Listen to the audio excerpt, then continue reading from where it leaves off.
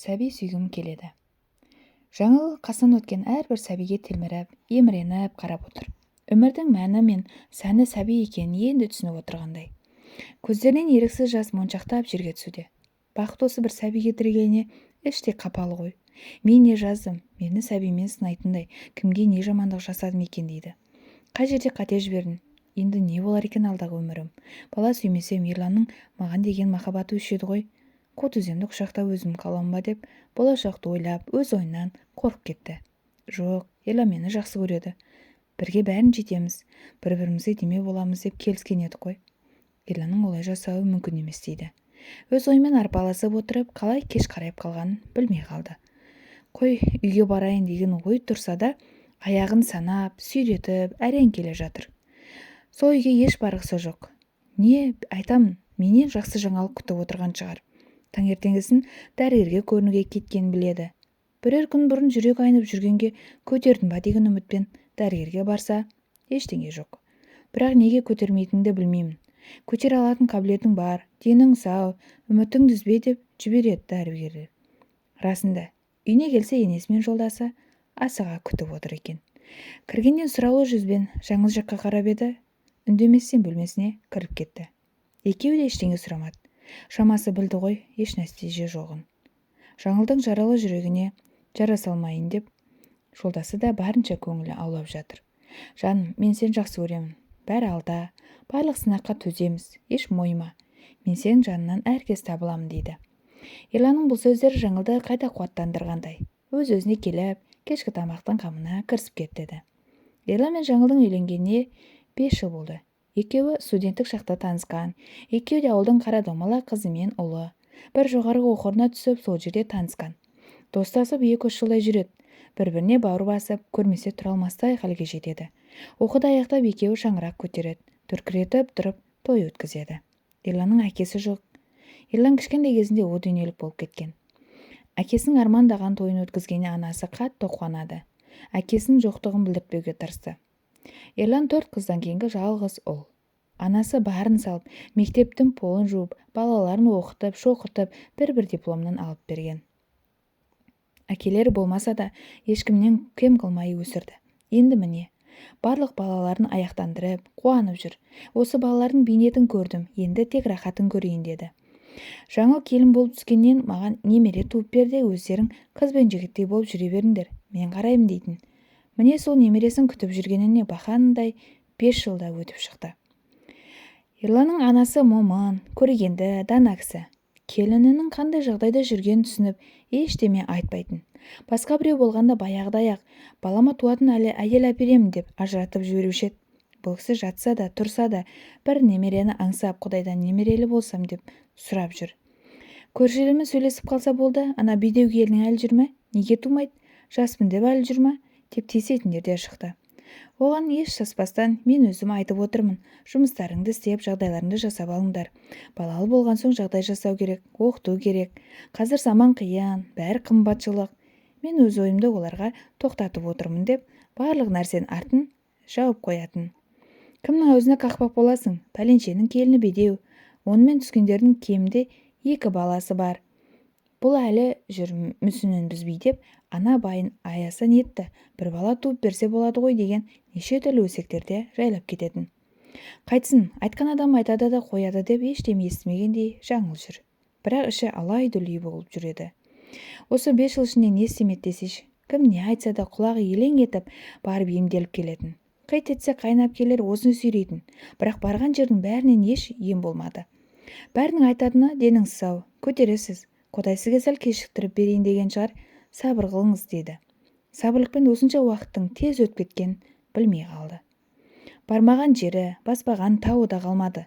Енді түбегейлі үмітін үзгендей болды. Жаңылдың ойы жолдасына тек тоқал алып беру еді. Ерланның бұл өмірде баласы болғанын қалап, жолдасына жайлап айтып көріп еді. Жолдасы ашуланып, тыңдамай үйден шығып кетті. Артында жылап Жаңыл қалды. Енді несі дейсің маған? Саған бір ұрпақ туып бере алмадым. Саған жасаған жақсылығым тек осы ғана дейді. Әбден жылаған Жаңыл ұйықтай алмады. Барлық ойы қалай жасасам дұрыс болады. Алла маған дұрыс жолын көрсете көр деп жылап жатты. Түннің бір уақытында Ерлан келді. Өзі ішіп алғанға ұқсайды. Арақтың исі бөлмені алып кетті. Жаңыл өтірік қана ұйықтап жатқандай кейіп танытып жатыр. Ерлан қасына келіп жатты. Жылап жатқаны білінеді. Қанша ер азамат болса да бұл жағдай оған да қиын соғып жатқаны анық. Өзімен өзі сөйлеп қояды. Жаным, сен жақсы көрем ғой, сол үшін де балам болмаса да разымын. Сенімен өткен әрбір күнім бақытқа толы. Сенің күлімдеп жүргеніңді көрсем болды. Еш мұңаймаш, маған тоқал дегенді айтпаш. Мені олай қинамашы дейді. Бұл сөз естіп жатқан Жаңылдың көзінен жас еріксіз ағып жатты. Таңертеңгісін ештеме естімегенде, ештеңе болмағанда Ерланға қайта күлімдеп жүре берді. Ерланның сөзінен кейін мені күлімдеп жүрсем, Ерлан бақытты екен ғой деген ой келді. Өз-өзін қамшылап, енді Ерланға бала асырап алу жөнін айтпаққа бел буды. Ерлан осы жайында талай сөз қозғаған еді, бірақ Жаңыл келіспей жүрген еді. Мен сенің балаңды туып бергім келеді деп. Міне бүгін асырап алу жөнінде сөйлесіп, екеуі өзара келісімге келді. Екеуі де бақыттан басы айналып жүр. Осы жаңалықпен бөліспек болып қайнап келерін үйге шақырып, өз шешімін айтады. Ерлан бұл уақытта жұмысында еді. Бұндайды күтпеген қайнап келері қуанып, құттықтап жатыр. Жаңыл бәрінің қуанғанына өзі де қуанышты болып жүр. Тамақ жайларын беріп, сиыр сауып келейін деген Жаңыл сыртқа шығып кетеді. Қора жаққа барса бұзау еміп қойған екен. Қой бүгін маған сүт бермаған екен деп үйге ерте келіп қалады. Естен кіргенде өз құлағына өзі сенбеді. Бір әпкесінің сөзі құлағы шалып қалды. Әпкесі Ерланның бала сүймейтінін білсе не болар еді деп жатқан екен. Аптығып ішке кіреді де, сіз не деп отырсыз дейді әпкесіне қарап. Дұрыс түсінбей қалдың деп әпкесі ақталып әлек. Жоқ, мен бәрін естідім.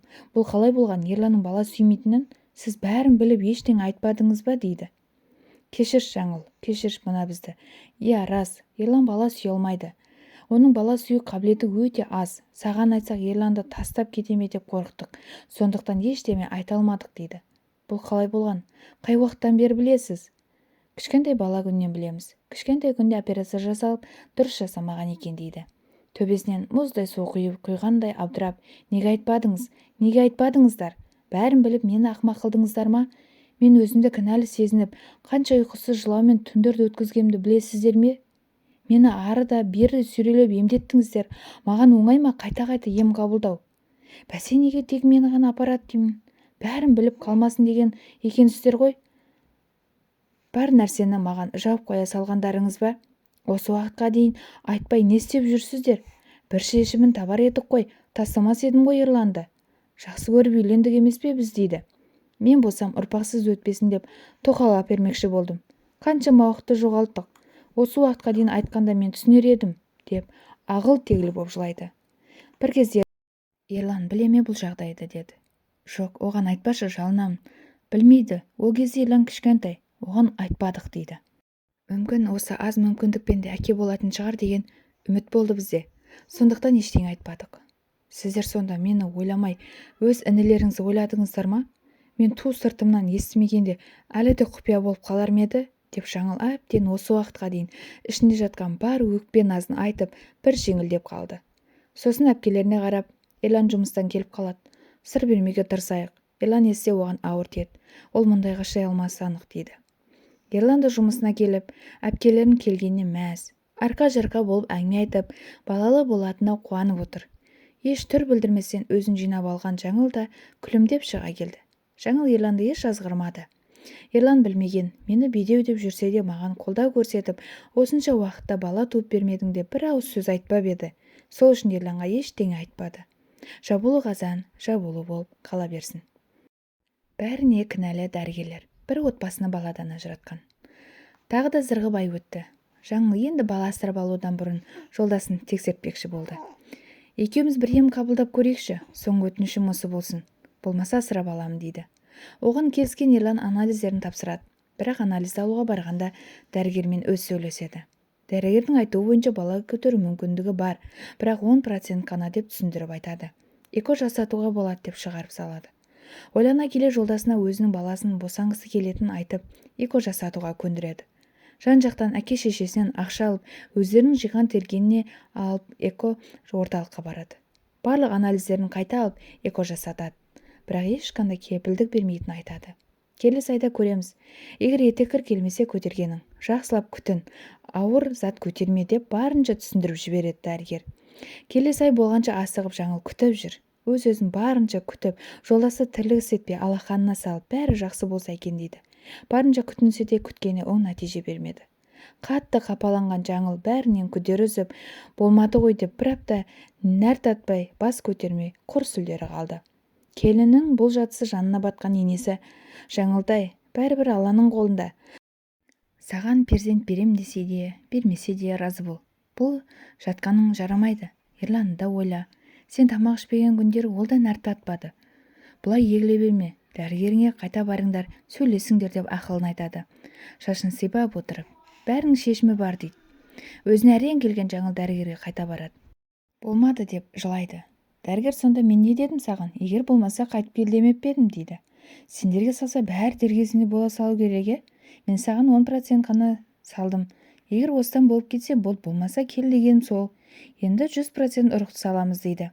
Жаңыл ол кезде қатты қуанған сонша дәрігердің кел деген сөзін естімепті. Міне солай қайта жасалып, бір айдан кейін сүйінші хабар естиді. Бұл кезде жаңылдан бақытты адам жоқ еді. Аман-есен күтініп, 9 ай дегенде шекесі торсақтай ұл баланы дүниеге әкеледі.